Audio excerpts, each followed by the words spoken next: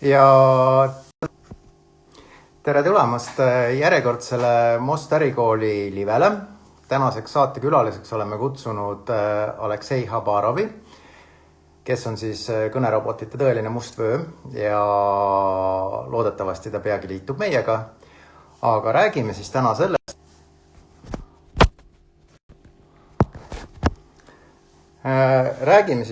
No näen juba ka härra Habarovit kohe liitumas.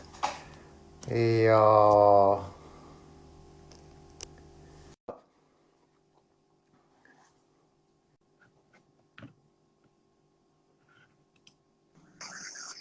tervist! Tervist, Erki!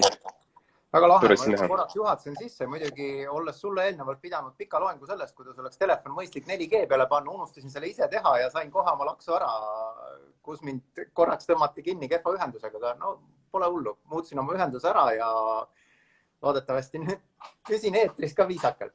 Oota, ma kontrollin ka.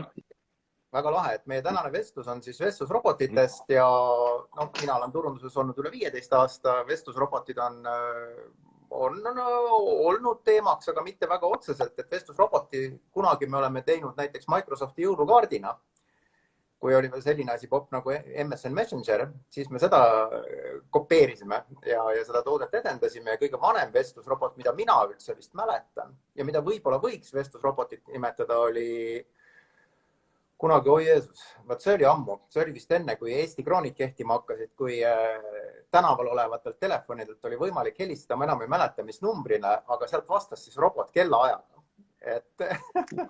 Ma just rääkisin sellest oma lapsele ja ta küsis, aga milleks seda oli vaja? Sul oligi võimalus kontrollida aega igal pool. Ma vastasin, jaa, kas sa teadsid, kas sinu aeg on õige või mitte? Ma hästi mäletan, see oli päris põnev. Absoluutselt. Ja ma mäletan, et me olime ikka parajad poisikesed sellel ajal ja ega me täitsa nautisime seda nagu hetke, kui me helistasime ja robot vastas mitte sellepärast, et meil oli vaja aega teada, vaid sellepärast, et me saime suhelda robotiga. See oli küll ühepoolne, et ei mingit interaktsiooni, eks ole, et meie ei saanud ju midagi küsida, aga et mis on kuupäev või midagi sellist. Et Alexa ja Sirini läks ikka pikk maa veel sealt. Kui enne intervjuud ma mõtlesin ja või lugesin või uurisin rohkem ajaloo kohta ja mul tekkis selline idee, et tegelikult hästi pika aja jooksul kõnevestlusrobotid olid lihtsalt mänguasjad, teadlaste mänguasjad. Ja nüüd, kui sa räägid sellest, et helistamisest ja sa saad teada täpse kellaaega, tegelikult see oli väga kasulik. No tegelikult oli kasulik, aga võib-olla räägi endast ka paari sõnaga, et ega kuulajad rohkem ei tea kui seda, et sa oled Most Ärikoolis lektor, aga et mis sa teed või mis kogemus sul on ja miks me just sind kutsusime kõnerobotitest rääkima, et see on ju mingi taust ka. Okei, ma korraks kuulsin, sa nimetasid mind, et mul on mustvöö, vestlusrobotite mustvöö. Tead, ma ütleks, mul ei ole kindlasti mustvöö, kuna ma ei tegele vestlusrobotiga seadusega igapäevaselt. Aga ma aitan vastata küsimusele, kas see vestlus või teine vestlusrobot on vajalik.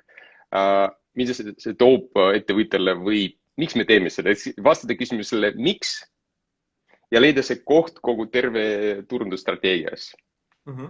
See on minu... Tegelikult on võib-olla isegi üks olulisemaid küsimusi, et ega seda robotit ei tehta ju sellepärast, et lihtsalt lahe on teha või tehnika võimaldab, aga temast peaks ikka mingit kasu ka olema. Et ajaloost me natukene rääkisime ja tuletasime väga ammuseid aegu meelde, aga sageli seotakse roboteid klienditeenindusega. Et kas lisaks siuksele, kuidas ma ütlen, 24/7 valmisolekul on veel neil mingeid eeliseid nagu inimfaktori ees, et miks neid üldse kasutada või miks peaks ettevõtte kasutama, et kui sa nõustad, et mis hetkel sa ütled, et hei sõbrad, et siin oleks mõistlik robot kasutusele võtta? Enne kui ma vastan sellele küsimusele, ma vastan esimesele küsimusele ja räägin, kes ma olen, natuke räägin enda taustast. Alex või Aleksei, ma töötan rahvusvahelises farma ravimitootmise ettevõttes Šveitsis nimega Roche ja no üldiselt viimased 15 aastat või 16 aastat ma olengi ravimiettevõtetes alates müügist, turundusest ja mingi hetk ametlikult ma tegelen digiturundusega juba 6 aastat, mitteametlikult ma arvan kõik need 15-16 aastat.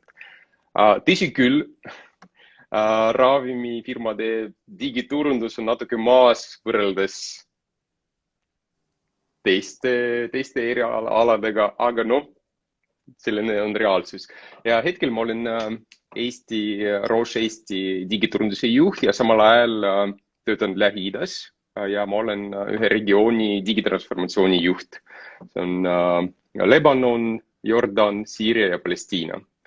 Ehk siis selline 5000 kilomeetrit siit, mis mulle väga meeldib ja kaasaegne maailm lubab seda töötada Eestist, Tallinnast, kuskil mujal.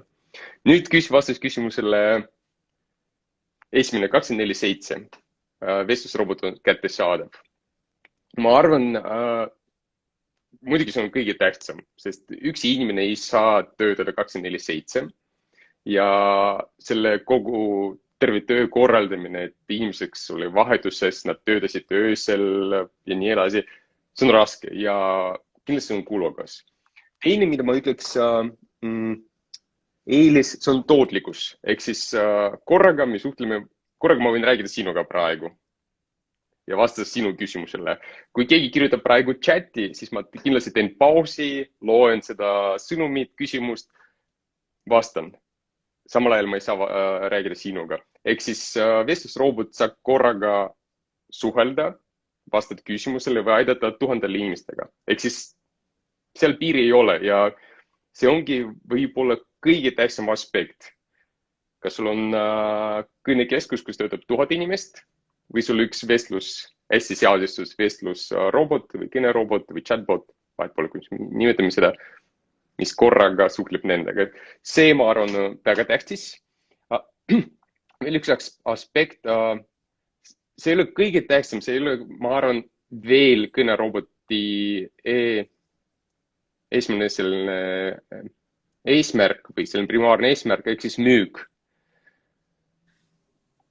Aga võib seadustada kõnerobot, sõltub, mida ettevõte müük, kui keeruline toode ja kui keeruline see kogu müügiprotsess ja vestlusrobot võib müüa ka ja lõpetada seda müügi, et inimene vajutab nuppu osta. Näiteks neid 3 aspektid, mis ma tahaks rääkida. See on jumala kihvt, aga kas on mingid kohti ka, kus kõnerobotil võiks ikkagi olla ka inimfaktor toeks?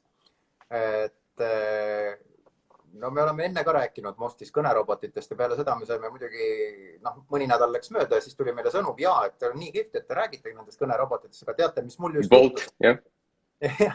Ja siis tuli lugu sellest, kuidas kellegi parkla oli Bolti takso kinni parkinud ja ainukene, kes vastas, oli kõnerobot, aga sellest ei olnud mitte mingit abi, et see info ei läinud kuhugi edasi ja see takso ei hakanud liikuma, et inimesed reaalselt olid parklas kinni. Et see on üks näide, eks ole, et kus võib-olla võiks olla nagu mõni inimfaktor juures, aga on sul võib-olla mingi, ma ei oska öelda, kas mingi eluala või võib-olla mingisugune spetsiifiline koht, et kuhu nagu kõnerobotid, et kui klient tuleb sinu juurde, et mul on nii hea mõte, et hakkame robotit ehitama, et kus sa ütled, et sõbrad, et mul on kogemus, et see ei ole kõige parem idee ainult roboti peale panna, et siia võiks panna inimesega kõrvale.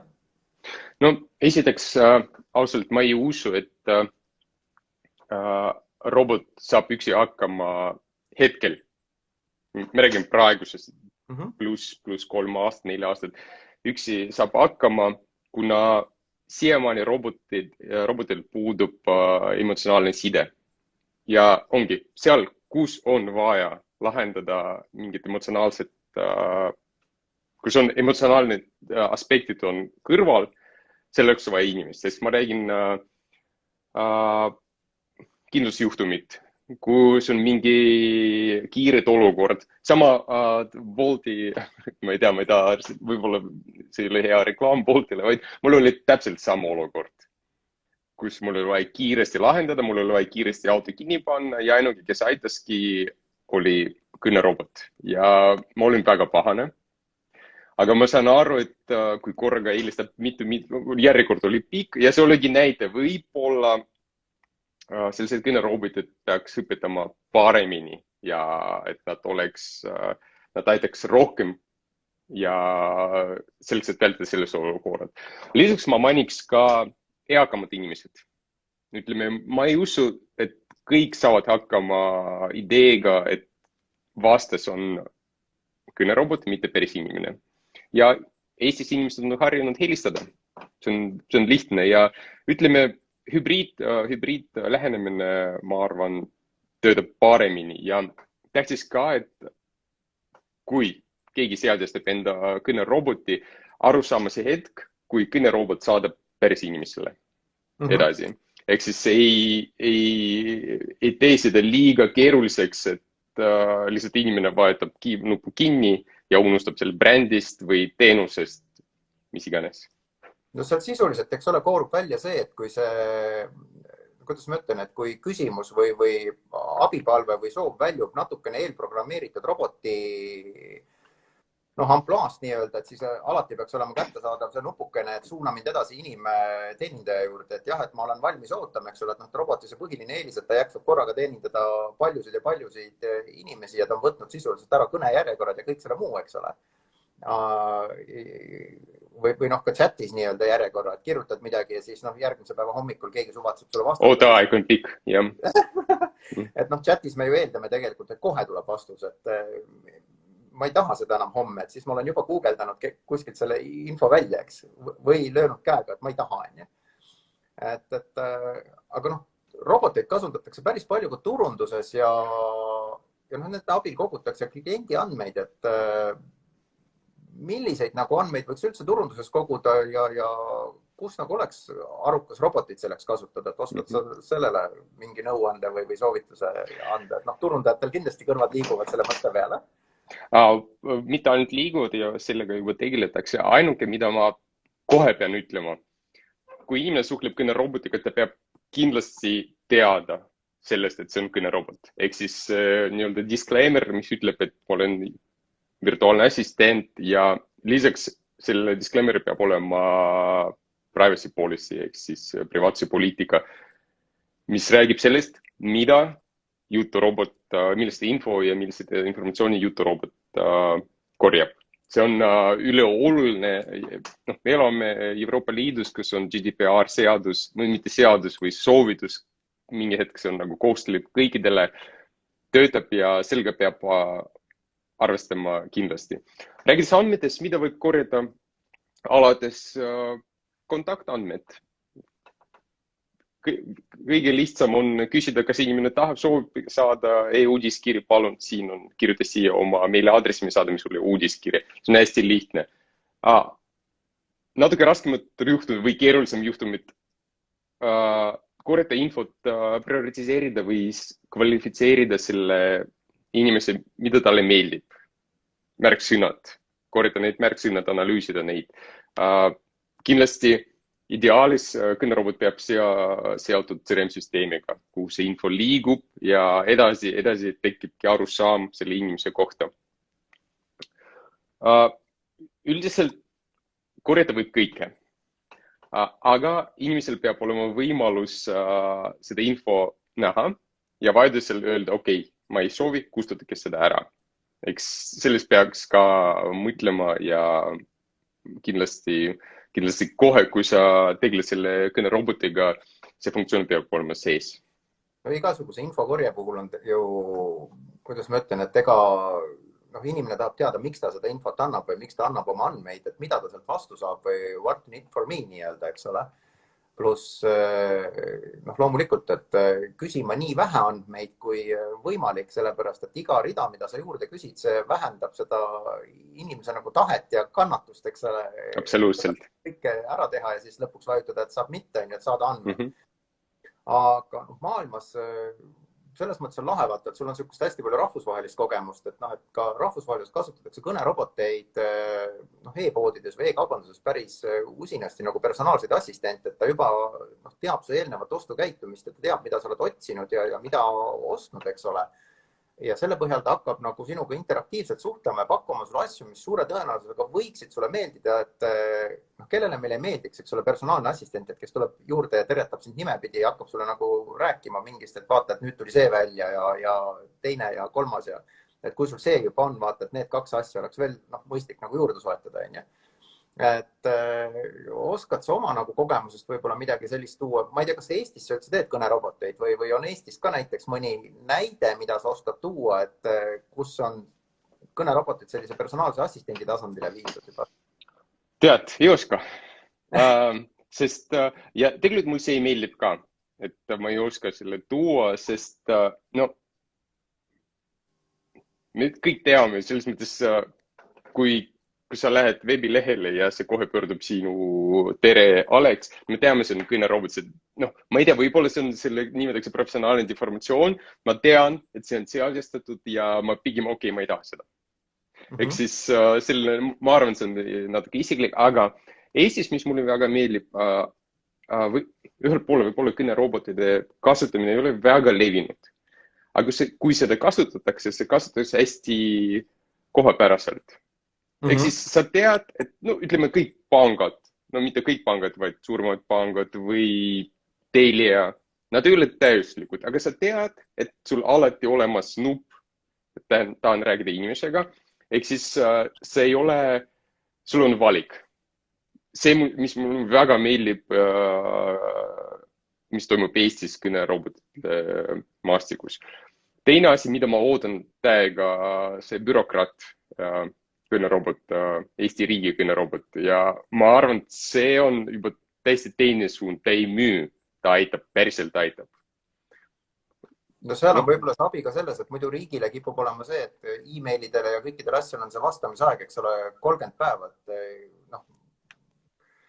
See võib üsna piinarikas olla, eriti kui see vastus tuleb stiilis, et sinu küsimus ei täitnud mingisugust kindlat parameetrit ära ja me ei saa sellele vastata, aga ei ole ka ühtegi nagu abistavat materjali kaasas, et kuidas ma siis pean küsima, et oma nagu asjaga edasi minna, et seal on kõnerobotist kindlasti palju abi.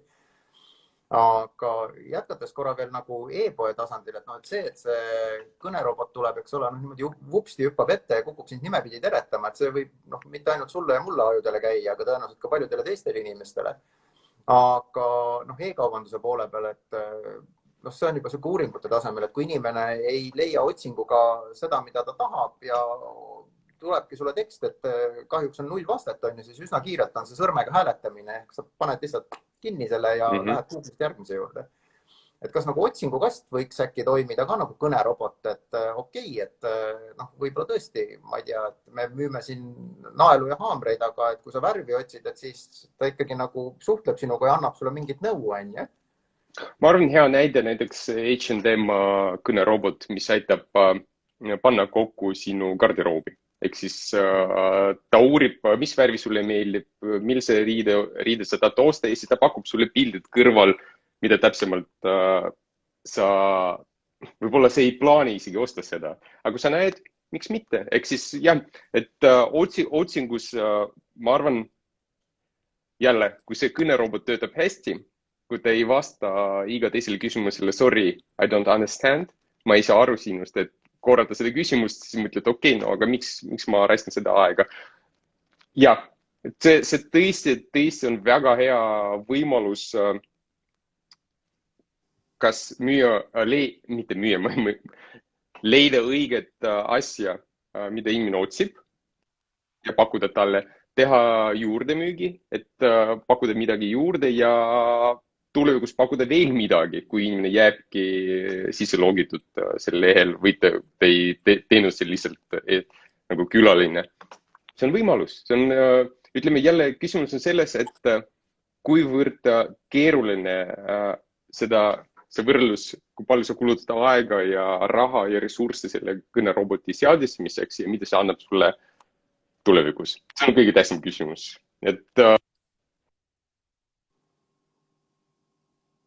Ma olen jätkuvalt olemas, ma näen, et sa läksid väga murelikuks seal. Ei, mul lihtsalt tuli kõne ja ma mõtlesin, et see kaup katkeb Instagram ka. Aga täpselt see, mida sa kirjeldad, ma enam ei mäleta, mis matkatarvete pood see oli, aga seal oli ka kogu see ostuprotsess oli robotiseeritud.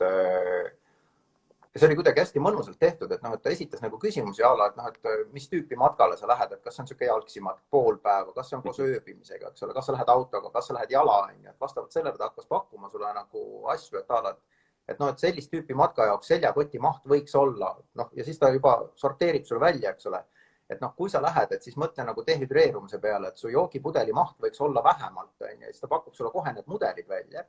Kui sa ööbid, kas see on talvemat, kas see on suvel, mis temperatuur on, et siis ta pakub selle järgi sulle juba telgid, kas sa oled üksi, mitu teid on. Et see oli nagu, ma küll ei ostnud midagi, aga ma ei mäleta, keegi ütles mulle, et see on nii lahe robot.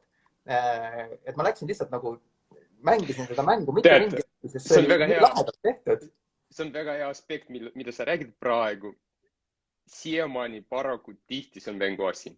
Eks siis, ei, see kindlasti leiabki keegi, kes nagu kasutab seda lõpuni. Aga Eestis on selline, aga keegi ütleb, vaata, seal on päris huvitav kõnerobot või vestlusrobot, proovi, mida ta teeb.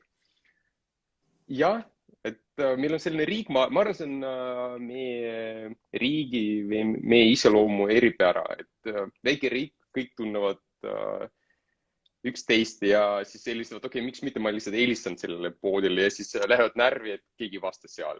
Ehk siis see aeglaselt muutub ja jah, aga ütleme see e-commerce kastumine, siis kõneroboti kastumine e-commerce'is on päris hea asi, aga see ei ole mitte ainult üks ala, kus seda võib kasutada ka. See on nagu, ja ütleme, võib-olla see e-commerce'is see toob otseselt kasumit, kui see toimub müük. Aga see sama kõnerobot võib tuua kasumit, ka kaudselt kasumit, kui nad lihtsalt vastavad küsimusele frequently asked questions. Ehk siis inimene lihtsalt kiiremini otsib, leiab seda info. Või tugi, IT-tugi või HR-tugi, mis iganes. No, päris palju kasutatakse, eks ole, neid kõneroboteid mitte ainult Eestis, aga maailmas eriti. Et kui sa oled kuskil e-poes omale midagi korvi pannud ja selle sinna korvi unustanud ja me kõik teeme seda pattu, et tööpäeva vältul käime nii-öelda shoppamas, eks ole, aga midagi tuleb vahele ja lõpuks on sul rida mingisugused tääbe lahti seal brauseris ja paned nad lihtsalt klõps kinni või siis kaotad huvi selle asja vastu. Aga neid kliente nagu taga ajada, et kes juba on su asja korvi pannud, sest ta pani selle ju mingil eesmärgil, et ta ei pannud seda sellepärast, see ei ole see mäng, et ma lihtsalt panen mängu pärast asju korvi. Et sealt tuleb nagu korralik conversion, aga kas on veel mingeid kohti, kus saaks nagu e-commerce'is kasutada robotit, mis konversiooni tõstaks peale selle ostukorvi? Ma arvan, see kõige tähtsam, et aru saada, kõnerobot võib aidata aru saada, kui palju klient või potentsiaalne klient teab, mida ta tahab. Ehk siis esialgne selline kaardistamine. Ja vastavalt sellele saada selle kliendi edasi, kas otse jälle sõltub, kui keeruline see teenus või müük otse inimesele, reaalse inimesele ja inimene lõpetab seda müügi või saada seda kliendi edasi ja kaardistada paremini viia sinna, kuhu sa tahad seda kliendi viia. Ehk siis selle funnel.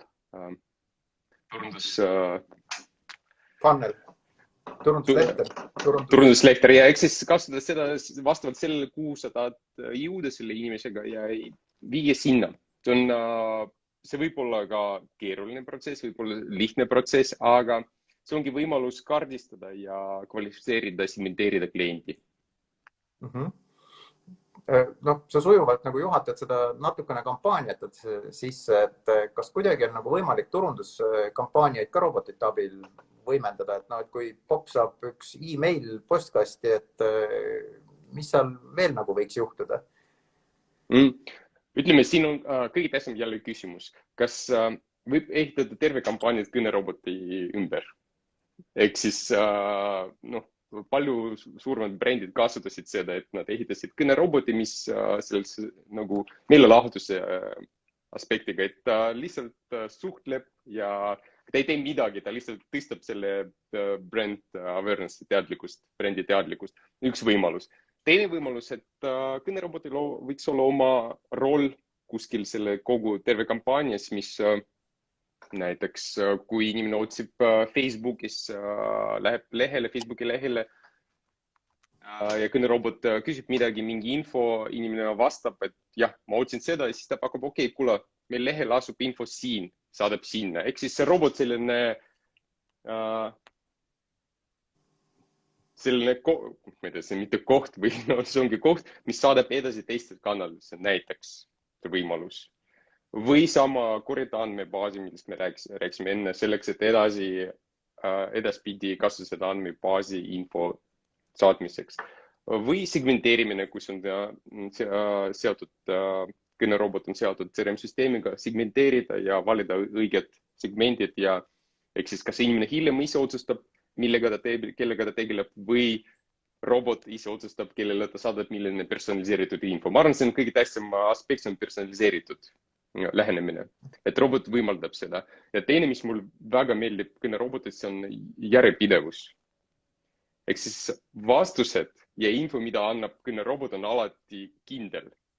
Ja seal ei olegi seda, kui me räägime telefoni teel räägimis, eriti kui erinevas keeledes, mõnikord on raske aru saada aktsendid, mõnikord on taustal mingi müra. Kõnerobotil seda ei ole. Mingi müra, mingi aktsendi, kindel sõnum, mida võib lugeda hiljem ka, kui saanud aru ja tule tagasi ja uurida. No, pluss inimene kipub ratsionaliseerima, et müügikõnede või niisuguse kampaaniakõnedel võib-olla seda teksti mugandama natukene enda arusaamise järgi, et kui ta peab päev otsa, eks ole, telefoni tõstma ja järjest numbreid valima. Et minu nagu üks võib-olla ägedamaid kogemusi niisuguse kampaaniarobotiga oli äkki umbes aasta tagasi või natuke rohkem, kui üks Eesti kindlustusfirma pani kõneroboti omal turundust tegema, ehk kui ma enam ei mäleta, kas oli äkki autokindlustus või kasko või mingi kindel toode oli seal taga, et seal ei olnud seda lehtrit väga laiaks aetud, eks ole, mis on ka võib-olla õige, et muidu, kui sa pead valima tohutult erinevate valikute vahel, siis sageli tekib see olukord, et ma ei taha midagi, on ju. Aga nad tõmbasid sotsmeediast voo sisse, et juhul kui on ju, et siis küsi pakkumist ja saatsid roboti juurde, kes siis hakkas nagu andmeid koguma kindlustusobjekti kohta. Aga mis oli nagu lahe, oli see, et see ei olnud niisugune ühekordne aktsioon, et ta pumpas sind nii-öelda andmetest tühjaks ja kas sa siis ostsid või ei ostnud, on ju, oli sinu otsustada. Aga ta võttis mingisuguse nädala või paari pärast uuesti ühendust ja siis uuesti mingi mõne nädala pärast ühendust, et tuletas ennast meelde, et hei, et kuule, et me suhtlesime, on ju, et kuidas sul nüüd läheb, on ju. Et see järjepidevus oli nagu vahva ja seda robotit oli nagu arendatud ka niisuguse kerge huumorimeelega, et ta ei olnud selline, kuidas ma ütlen, kuiv kindlustusagent, et kes küsib sinu autonumber, sinu isikukood, on ju, ja nii edasi, on ju. Et siin oli nagu visatud paar niisugust nalja ka vahele, et see robot suhtles nagu sõbralikult või sinna tekkis natukene seda emotsiooni, mida robotil tegelikult ei ole, aga selle roboti programmeerija oli seda emotsiooni suutnud sinna sisse teha. Et see teekond nagu oli niisugune fun, et päris lahedalt nagu tehakse. Ja ta oli ka selline sotsiaalmeedialik, et viskas vahepeal mõne emotikoni vahele ja kogu seda juttu oli nagu inimlik, selline inimlik jutt. Jah, nagu inimlikus mõttes, et sa said selgelt aru, et sa suhtled robotiga, aga see tekst on natukene rohkem, kui kellelegi anti tööülesanne, et kuule õhtuks kirjuta see tekst valmis, on ju. Et siis higistad palehigis, vaatad, et ühtegi kirjaviga ja jama sees ei ole, on ju, tavai läks. Et seal oli ka võetud seda asja nagu teiselt poolt ka niisuguse kerge huumori ja inimliku mõõtmega, et mis oli hästi lahe kogemus. Aga ja jälle üks tegemist oli tegelikult ju kliendi andmebaasi kogumisega, ehk minu nimi seoti juba ära mingi potentsiaalse kindlustusobjektiga. Nad küll selles mõttes on tulemusi natukene võib-olla nõrgaks, et peale seda paari katset see robot rohkem ei ole küsinud, et näiteks aasta hiljem. See on küsimus, ongi, kas ei viinud, see oli hästi ehitatud, lõbusalt, kõik oli kõik korra selle kõneroboti poolt, aga müük ei ole lõppenud. Ehk siis selle punkti ei olnud, kas see on küsimus selles jälle, kas kogu tähelepanu, terve tähelepanu läkski kõnerobotile, eks iseendale nagu protsessile. Ma arvan, see on väga tähtis. See oli nagu niisugune väikene asi, mis turunduses on oluline, eks ole, et call to action oli nagu tehtud, aga et juhul, kui see action ei, vaata kindlustus ei ole nagu see toode nagu, ma ei oska öelda nagu mingi esmatarbekaup, on ju, et sa mõtled, võib-olla ma tõesti peaksin selle saia ostma, et see on ju nii äge, on ju. Sa langetad selle otsuse kohe ära, on ju. et kui sul on kehtiv kindlustusleping, siis noh, väga vähe on ilmselt neid, kes on valmis seda katkestama, et sinna peale midagi uut sõlmida lihtsalt sellepärast, et robot oli tore, on ju. Et sealt nagu see müügi lõpetamine oli võib-olla see, mis sellel robotil oleks võinud olla ka mõne küsimuse kaugusel, on ju, tegelikult, et saada teada, millal su kindlustusperiood lõpeb ja siis võtta ühendust. Küsimus, see ongi, kas see on roboti ülesanne? Või ma arvan, siin ongi veel üks tähtis aspekt, millest palju inimesed ei mõtle, et digiturundus ja kõnerobot on digiturunduse osa, ei ole eraldiseisev asi. Ta on kogu selle protsessi, müügiprotsessi ja tihti see on võib-olla see hea näide, kui digiturundajad tegelesid selle kõnerobotiga, müügimeeskond tegeles oma eesmärgiga, tegi ülesandega ja nad omavahel kuidagi ei klappinud ja sellest alati peaks mõtlema, et mida teeb kõnerobot iseendalt, seal ei ela oma elu ja ei küsi küsimused ainult sellepärast, et on lahe, me oleme teinud kõneroboti. See on väga tähtis ja sellest on palju inimesi, kes alustavad sellega, nad ei mõtle, et arvavad, oi, kui lahe, me seadustame ja teine, millest sa rääkisid, et kõnerobotit ei saa teha ühe õhtu jooksul. See on hästi planeeritud tegevus ja peaks mõtlema, mida mina ettevõtjana tahan, mida kliendid tahavad ja mis keeles nad suhtlevad. Ehk siis tegelikult tavaline turundus ja reklaam, aga tihti sellest kiputakse unustama, et mõtlevad, okei, digiturundus on ainult digikanal. Selles on sul jumala õigus, et mida suurem on organisatsioon, kõik käivad küll mingisuguse perioodi tagant koos ja turundus- ja müügiosakondadel on koosolekud, eks ole, tõenäoliselt oligi see keegi digiturundaja, kes selle robotiga tegeles ja turundusjuht ja müügijuht ei osanud nagu, ega siis kui esimest korda teed, ega see, et meie seal tuleme selle peale, ei tähenda, et selle peale kohe tuleks, ongi, et nii lahe ja teeme roboti ja sealt robotist tuli tõenäoliselt metsik konversioon ka, eks ole. Ehk sinna sisse pandud aeg ja raha oli ikka võrdlemisi pisike tõenäoliselt sellega, mis sealt sõlmitud lepingutega sisse tuli. Aga seda oleks saanud veel rohkem teha, kui kontaktid oleksid läinud näiteks müügiosakanda üle või kui need kontaktid oleks korjatud ja oleks hiljem tehtud siis e-mailiga mingeid pakkumisi või kas või, ma ei tea, öeldud, et mina olen sinu personaalne haldur ja et nüüd on see koht, et kus roboti pidu on läbi, eks ole, inimene hakkab suhtlema. Et räägime asjadest, et sealt võib ju ka lisamüüki teha. Tõenäoliselt, kui sul on auto, siis kuskil sa ikka elad, eks sul on ju mingi kodu ja nii edasi, eks ole. Et selles mõttes kindlustus saab müüa küll lisamüügina. Et palju häid ideid. Ma just, kusjuures mul oli täpselt sama juhtum, kui ma olen otsinud informatsiooni online magistri kohta ja suhtlesin hästi lühidalt ühe kõnerobotiga ja pärast oli, see on selline klassikaline, mulle väga huvitav seda vaadata päris professionaalselt, et nädala jooksul kõnerobot tuletas meelde, siis tuli päris inimene meiliga ja nüüd see eile lõppes päris virtuaalse kohtumise päris inimesega. Ehk siis see näitaski, kuidas kõnerobot omab õige kohta kogu terve strateegias ja taktikas. Tegelikult oli ju seal kõige ehtsamalt nagu turundus- või müügilehtris oli ära positsioneeritud, et mis etapis midagi toimub, et robot oli selle koha peal, kus oli seda massi vaja, eks ole, seda lehtri ülemist otsa. Ja et sealt siis hakata niimoodi aastahaaval konverteeruma, kuna sa olid sealt juba kuskilt piisavalt kaugele konverteerunud, siis lõpuks... Siis päris inimene. Aga see on õige lähenemine, see ongi, kui me läheme tagasi meie vestluse algusele ja sa küsisid, kas on inimesele kõnerobotil kõrval inimesel või inimesel kõnerobotil kõrval on mingi roll. Ongi, et see on igal inimesel on roll seal lehtris või kogu protsessis, aga jälle küsimus, vaatades, mida toimub Hiinas, ma ei tea, kui kaua, muidugi jäävad igasugused korporatiivsed müügid või sellised keerulised ehitatud teenused või sellised tooded, kus on vaja, reaalselt on vaja inimesed praegu inimesed sekkumist. Ei tea, kas 5-10 aasta pärast, kas on päriselt vaja inimest, kes teebki müügi või seda teeb virtuaalne tehisintellekt? No selles mõttes vaata see küsimus natukene on ka sellest tingitud, et esiteks kõnerobotid saavad täna natukene kriitikat selle eest, et nad on veidi puised ja ei oska nagu päris kõigele vastata, eks ole, et neile minnakse sageli peale selle ootusega, et saadakse nagu isiklik kogemus, et nagu suhteliselt assistendiga, eks. Aga, ja teine pool on see, et alati, kui midagi läheb nii-öelda tööstuslikuks või robotiseerituks, siis inimestel tekib natukene nagu alateadlik hirm, et äkki nagu teda ei ole vaja homme, et tema töö on võib-olla ka natukene nagu seda tüüpi, et mida oleks võimalik robotiga asendada ja seda hirmu me oleme siin ikkagi nüüd viimaste aastate palju näinud.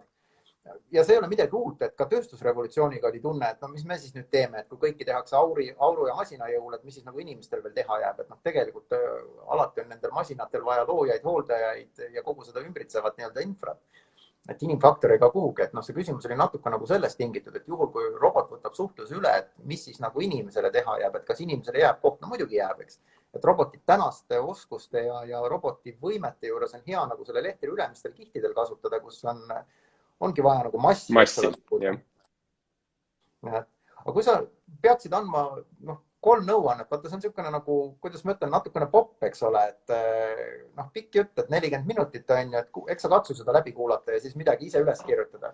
Aga kui sa peaksid andma 3 nõuannet inimestele seoses kõnerobotitega, et kuidas neid või millal neid või mida sa nagu toonitaks selle juures, et mida tähele panna, et mis need 3 asja võiks olla? Ma arvan, esimene on küsimus miks ja kui ma lisan juurde, kasumi suurendamine, see ei ole vastus. Sest iga äritegevus on kasumi suurendamine. Ehk siis see vastus peab olema hästi vastus iseendale. Vastus iseendale peab olema hästi konkreetne ja kindel, kus on selle konkreetse kõneroboti koht sinu protsessis, mida ta teeb ja mida ta asendab või mida ta toob. See ongi küsimus miks. Teine küsimus, mida ma küsiks, mis on su eelarve? Et kui palju raha sa oled nõus panustama sinna ja sealt sa hakkad juba valima, kas sa ostad kuupõhise paketi või sa lähed mingi personaalselt tehtud lahendusele, mis on keerulisem eelarve. Ja 3. küsimus, millest me siin arutasime hästi palju. Kui kõnerobot teeb oma töö, mis sellega saab edasi, kes sellega tegeleb edasi, mis selle andmega saab?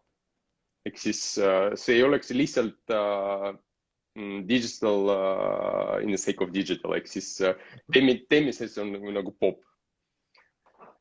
Ma arvan, need 3 asjad on hästi tähtsad, sest ülejäänud juba see on selline tehnilised seadistamine ja kui sa oskad või sa armastad oma äri, sa tead sellest palju ja sa tead oma kliendi, sa oskad seadistada neid küsimusi, sa oskad eeldada või tead, mida inimesed tahavad. See on tehniline asi. Aga just küsimus, miks eelarve ja mis edasi, see on kõige tähtsamad nagu esimesed küsimused, 3 küsimused. No esimene ja viimane küsimus on sellised, mida igaüks ise peab välja mõtlema, aga teine küsimus on see, mida saab sinu käest kas või suurusjärguna küsida. Raha on ka alati see, mis inimesi huvitab, eks. Et oskad sa mingisuguse suurusjärguna öelda, et kuhu vahemikku jääb üldse kõneroboti ehitamine, et klient tuleb sinu juurde, ütleb, et ma tean, et miks mul seda vaja on ja ma tean, mis nagu edasi saab, aga et mis sinu töö maksab, eks? See võib reaalselt maksa alates $20 kuus kuni tuhandeid ja tuhandeid. See ongi küsimus selles, see võib maksta 50 000, kui see on tehisintellekt seadistud ja siis on inimene, kes õpetab seda robotit, see võib olla rohkem ja rohkem ja rohkem. Palju maksab Siri? Miljard. See ongi küsimus. See võib-olla tihti on natuke vale küsimus, et kui inimene tuleb kuhugi agentuuri ja ütleb, öelge, kui palju see maksab. Palju sa maksad? Palju sul raha? Kui sa nõus maksad 100 000, okei, me leiame lahendus sellele.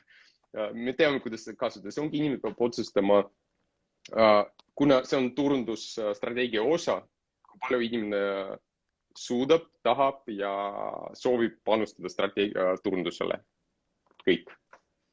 No see natukene tegelikult viib jutuga sellele, et Most ärikoolis, kus sa ka lektor oled, eks ole, ja õpetad neid roboteid kursustel, et kes vähegi tunneb nende robotite vastu huvi, võiks ennast kursustele registreeruda ja mõelda ka selle peale, et võib-olla sellest saab tema elukutse, eks ole, et kursuste käigus räägitakse robotitest ka, et sealt edasi on kindlasti veel pikk tee. Aga jällegi, siin on nii palju asju, mida sa täna endast oled rääkinud, eks ole, et sa teed tööd küll füüsiliselt asudes Eestis, aga tegelikult kliendid on sul Lähis-Idas, eks. Et see annab sulle ju tohutu vabaduse, et 10 aastat tagasi oleks pidanud reaalselt sinna kuskile Jordaaniasse kohale lendama. 2 aastat tagasi, 2, mitte 10. 2 aastat. Või 1,5 aastat, ütleme, see koroona on muutnud kõike.